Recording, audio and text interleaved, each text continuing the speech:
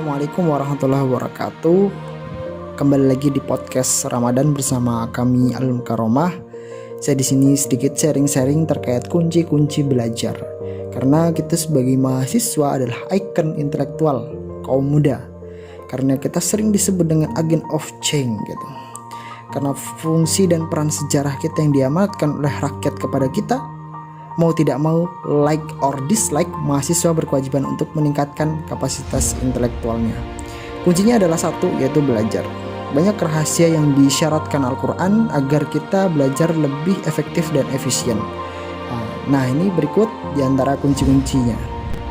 Yang pertama adalah membaca gagasan pokok yang telah dicontohkan oleh Nabi Yahya, Nabi Allah yang sejak kecil telah memiliki kebiasaan membaca dengan cermat.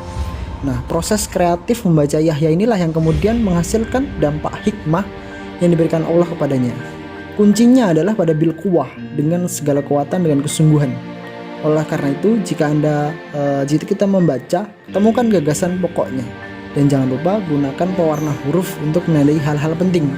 Bila perlu, komentari gagasan tersebut secara tertulis di samping tulisannya. Nah, ini adalah tips pertama. Dan yang kedua adalah ambil waktu malam setelah tidur ini. Dalam surat Al-Muzammil ayat 73 ayat 7 ya, dinyatakan bahwa sesungguhnya kami akan menurunkan kepadamu perkataan yang berat. Seorang ulama mengatakan perkataan yang berat yang dimaksud selain wahyu yang terasa berat ketika diturunkan kepada Nabi hingga unta yang ditungganginya tidak tahan berdiri, juga terdapat perintah-perintah yang berat. Ulama lain mengatakan bahwa yang dimaksud dengan qaulan tsaqilan juga bermakna perkataan yang berbobot. Maka mengambil makna terakhir ini, kita mendapat rumusan mengenai cara agar kita dikaruniai perkataan yang berbobot. Kuncinya adalah di ayat sebelumnya, yaitu Al-Muzammil ayat 6, yakni dengan mengoptimalkan malam hari dengan belajar. Sesungguhnya bangun di waktu malam adalah lebih tepat untuk khusyuk dan bacaan di waktu itu lebih berkesan. Nah, yang tips ketiga adalah belajar sendirian atau belajar dua pihak gitu. Kunci lain yang diungkapkan Al-Quran adalah belajar sendirian atau dua pihak. Sendirian ketika Anda membutuhkan belajar dengan cara kontemplasi, menghitung dan membaca. Sebaliknya, gaya belajar berkelompok atau dua pihak, ada murid dan ada guru, juga bagian dari cara belajar efektif ya. Imam Ghazali pernah berkata, jika Anda belajar mengenai Tuhan, maka tanpa buku tanpa berguru, maka ketahuilah bahwa Anda sesungguhnya sedang belajar pada syaitan. Nah, Allah pernah berfirman, katakanlah sesungguhnya aku tidak memperingatkan kepada suatu hal saja, yaitu supaya kamu menghadap Allah dengan ikhlas, berdua-dua atau sendiri-sendiri. Quran Surat As-Saba ayat 46. Yang selanjutnya adalah tips yang keempat, belajar bahasa asing. Awali dari kata benda. Dapat ayat yang mengisyaratkan kita sebagai mengenali bahasa asing, maka pelajarilah terlebih dahulu kata-kata benda. Allah pernah berfirman ya, dan dia mengajarkan kepada Adam nama-nama benda seluruhnya. Kemudian mengemukakannya kepada para malaikat lalu berfirman, sebutkanlah kepadaku nama-nama benda itu jika kamu memang benar-benar orang yang benar. Nah, bahkan Nabi Adam pun mempelajari bahasa pun dari nama-nama benda. Sehingga untuk belajar bahasa asing diawali dengan kata-kata benda. Yang selanjutnya adalah menghafal Al-Quran. Nah, menghafal Al-Quran ini turut mempermudah proses pembelajaran. Terlebih jika menghafal Quran disertai dengan penguasaan bahasa Arab yang baik dan benar. Allah pernah berfirman, sesungguhnya kami menurunkan berupa Al-Quran dengan berbahasa Arab agar kamu berpikir logis.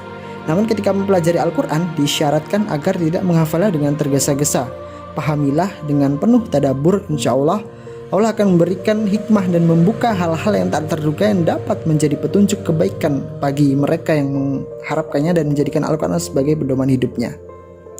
Nah, tips yang selanjutnya yang nomor 6 yaitu adalah jika lupa jauhi maksiat. Nah, jika mudah lupa segeralah berintrospeksi diri dan janganlah kamu seperti orang-orang yang lupa kepada Allah lalu Allah menjadikan mereka lupa kepada mereka sendiri. Mereka itulah orang-orang yang fasik gitu. Bisa jadi faktor mudah lupa itu disebabkan karena motivasi dan tekad yang lemah, dan sesungguhnya telah kami perintahkan kepada Adam dahulu maka ia lupa akan perintah itu dan tidak kami dapati padanya kemauan yang kuat. Ini dalam surat At-Toha ayat 115. Dan yang nomor 7 yaitu pengambilan energi belajar itu bernama istighfar. Nah, Jika energi belajar itu melemah, segeralah beristighfar. Dengan istighfar, Allah akan memulihkan kekuatan kita menjadi lebih baik. Allah pernah berfirman dan Hud pernah berkata, "Hai kaumku, mohonlah ampun kepada Tuhanmu, lalu bertobatlah kepadanya. Niscaya Dia menurunkan hujan yang sangat deras atasmu, dan Dia akan menambahkan kekuatan kepada kekuatanmu, dan janganlah kamu berpaling dengan berbuat dosa." Hud ayat 52. Dari ayat ini kita belajar bahwa untuk mengambil energi belajar kita dimulai dengan beristighfar. Dan yang terakhir yaitu adalah manajemen sumber daya. Nah, sebagai mahasiswa, tugas aksi di lapangan kerap dilakukan ya. Terkadang hal itu menyita proses pembelajaran. Bahkan akibat abai terhadap proses pendidikan formal, banyak ditemukan mahasiswa tersendat secara akademik. Oleh karena itu, untuk menanggulangi hal ini perlu dilakukan manajemen sumber daya. Jika memungkinkan, perlu penggiliran antara pembelajar akademik dengan aksi di lapangan agar satu sama lain bisa saling membackup. Nah, ini khususnya para aktivis, yaitu ketika salah satunya terjun di lapangan, maka salah satunya juga harus ada yang mencari ilmu ya. Sebagai secara eksplisit Al-Quran menyatakan pentingnya manajemen sumber daya yang bisa membackup, yaitu adalah tidak sepatutnya bagi mukmin itu pergi semuanya ke medan perang. Mengapa tidak pergi dari tiap-tiap golongan di antara mereka beberapa orang untuk memperdalam pengetahuan mereka tentang agama dan untuk memberi peringatan kepada kaumnya apabila mereka telah kembali kepadanya, supaya mereka itu dapat menjaga dirinya. Dari ayat ini kita belajar bahwa ada bagian orang yang perang dan ada bagian orang yang menuntut ilmu, sehingga ketika orang yang perang itu balik, orang yang menuntut ilmu adalah sebagai orang-orang yang pengingat. Baik, itu saja tips belajar dari saya. Sekian, terima kasih. Wassalamualaikum warahmatullahi wabarakatuh.